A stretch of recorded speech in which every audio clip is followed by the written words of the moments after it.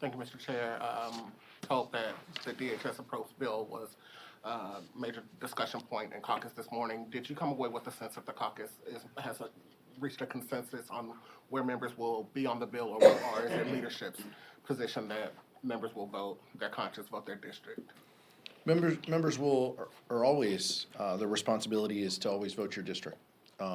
But what we heard from caucus was a presentation from Rosa DeLauro, ranking member of the full committee of appropriations, as well as ranking member Henry Cuellar, the subcommittee ranking member.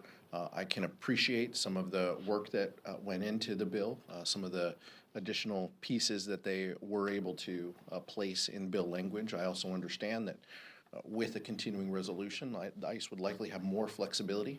But what we heard overwhelmingly was our members, and in the last 24 hours, we've heard our members speak loudly that ICE isn't doing enough. These reforms aren't enough. Their lawlessness has to stop, and they are only doing this because they can.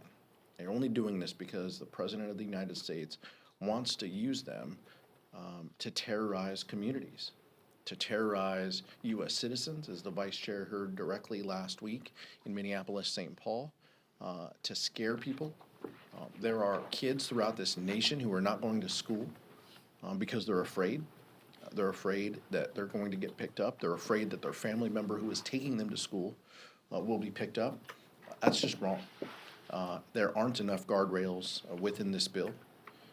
I can still appreciate the work that went into the bill, while mentioning that common sense reforms that Democrats put up as amendments and alternatives were roundly rejected.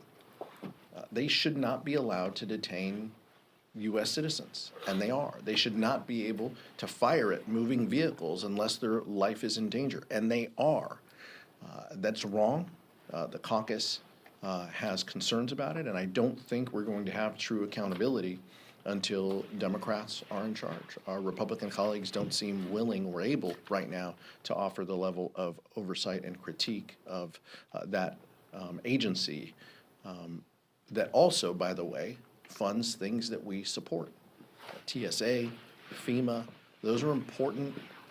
That's important work that the federal government does. It's unfortunate that the behavior of ICE is jeopardizing the Homeland Security bill. I know you were just speaking on behalf of the caucus, but have you figured out your position on the bill yet? I shared with the caucus this morning, and the leadership team has shared with the caucus that that we'll be voting no unless there are any substantive changes or amendments in the Rules Committee. Thank you.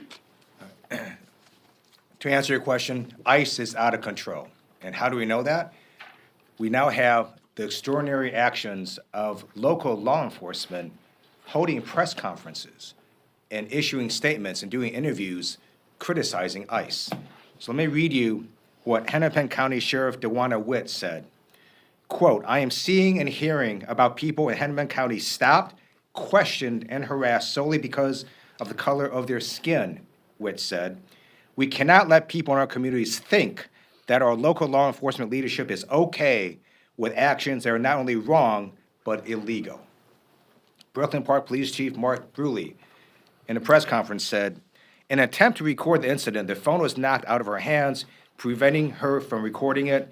The officers had their guns drawn, and after the officer became so concerned, they were forced to identify themselves as a Brooklyn Park police officer." So now you have ICE agents going ahead and taking illegal actions against local law enforcement officers. And the American people know ICE is out of control because multiple polls now show that ICE is underwater. Their approval and disapproval ratings have flipped since the beginning of this year. And so we ask ICE and the Department of Homeland Security, you need to follow the law. And if you don't want your officers to be put at more risk, they need to follow the law.